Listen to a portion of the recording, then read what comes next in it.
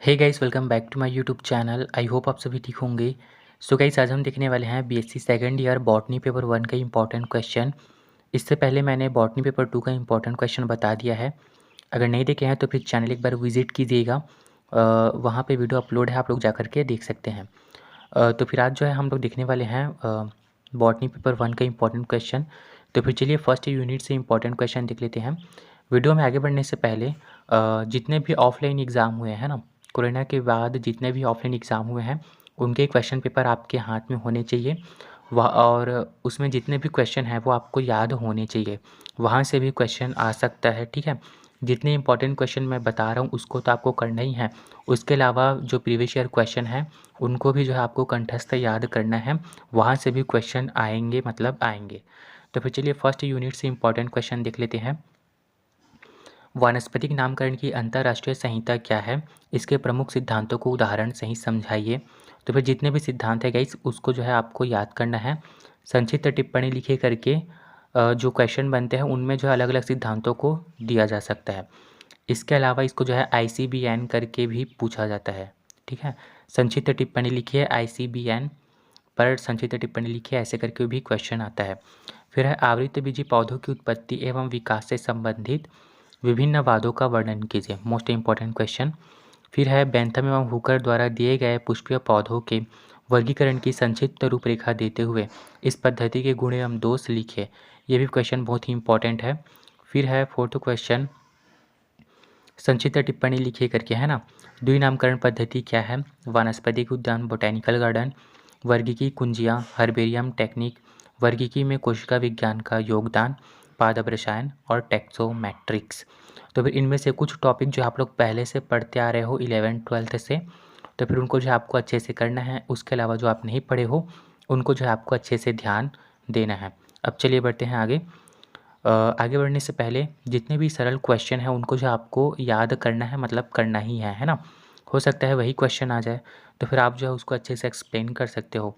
खास करके वे बच्चे जो अभी तक कुछ नहीं किए हैं उनके लिए मैं कहना चाहूँगा कि आप जो है कठिन क्वेश्चन के बजाय आप सरल क्वेश्चन पे फोकस करो, है ना। ताकि जो भी अगर वो क्वेश्चन आ जाता है तो फिर आप उसको अच्छे से एक्सप्लेन कर सको। अब चलिए बढ़ते हैं और देखते हैं सेकेंड यूनिट। सेकेंड यूनिट से फर्स्ट क्वेश्चन है क्रूसीफेरी या फिर ब्रेसिकेसी, है ना, कुल के पुष्पीय लक्षणों एवं आर्थिक महत्व का वर्णन कीजिए। इसी को दे सकता है कि क्रूसीफेरी कुल के प्रमुख या आर्थिक महत्व के पौधों का वर्णन कीजिए, ऐसे भी आ सकता है, ठीक है। फिर है लेग्यूमिनेसी या फैबेसी कुल के तीनों उपकुलों में अंतर लिखिए। तो फिर ये जो फैबेसी, इसका जो फैबेसी फैमिली के जितने भी प्लांट है ना, उनके और जो उपकुल हैं उनमें अंतर देना है, ठीक है। 3 जो उपकुल हैं उनके बीच में अंतर देना है और तीनों को जो है अच्छे से पढ़ना है। कई बार जो है 2 के बीच में भी जो है अंतर दे दिया जाता है, ठीक है। फिर है अम्बेली फेरी या एपियेसी कुल के पुष्पीय लक्षणों, पुष्पचित्र, पुष्पसूत्र व आर्थिक महत्व को बताइए। उसके बाद जो मुझे मोस्ट इम्पॉर्टेंट क्वेश्चन लगा, यूफोर्बिएसी कुल का पुष्पक्रम, पुष्पीय लक्षण एवं आर्थिक महत्व बताइए। ये मुझे मोस्ट इम्पॉर्टेंट क्वेश्चन लगा है। इतने क्वेश्चन आपको पढ़ना है। इसके अलावा अगर आपको आपके जो टीचर्स हैं या अ, आपको लगता है कि ये क्वेश्चन इंपॉर्टेंट है तो फिर उनको भी जो है आपको पढ़ना है। उसके अलावा प्रीवियस ईयर क्वेश्चन आपको तो पढ़ के ही जाना है, ठीक है। चलिए देखते हैं थर्ड यूनिट। फर्स्ट क्वेश्चन देखते हैं गाइस, पादप रेशे क्या है? ये कितने टाइप्स के होते हैं? रेशे उत्पादक पौधों का वर्णन कीजिए। तो फिर जैसे कि जूट, पटसन वगैरह है उनके बारे में यहाँ पे आपको एक्सप्लेन करना है, जो कि बहुत ही सरल टॉपिक है। पादप रेशे क्या है? पादप से प्राप्त होने वाले रेशे को पादप रेशे कहते हैं ना। थोड़ा सा आप पढ़ोगे तो फिर आप अपने शब्दों में भी इसे आप लिख सकते हैं।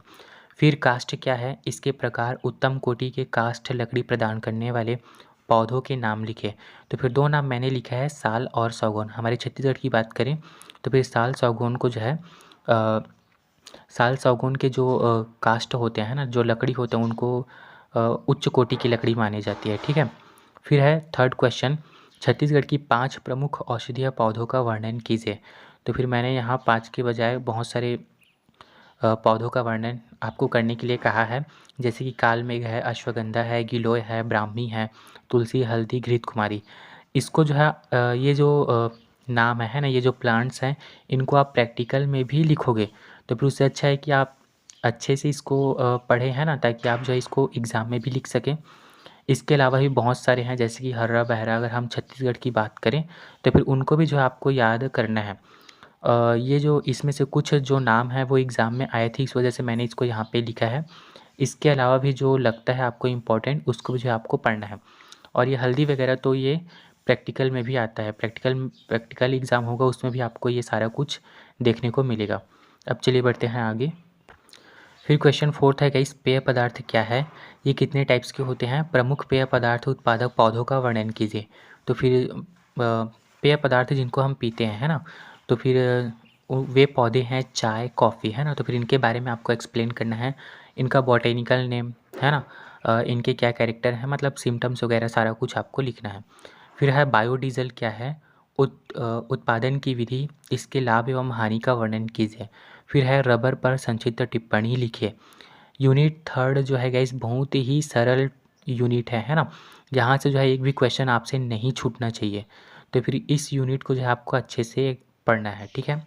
फिर देखते हैं 4th यूनिट। 4th यूनिट से इम्पोर्टेंट क्वेश्चन, विभाज्योता किसे कहते हैं? प्ररोह में पाए जाने वाले विभिन्न प्रकारों का वर्णन कीजिए। तो फिर ये विभाज्योतक आप लोग 11th 12th में भी पढ़े होंगे, तो फिर वहाँ से भी अगर आप देख सकते हैं, ठीक है? बहुत ही सरल है ये।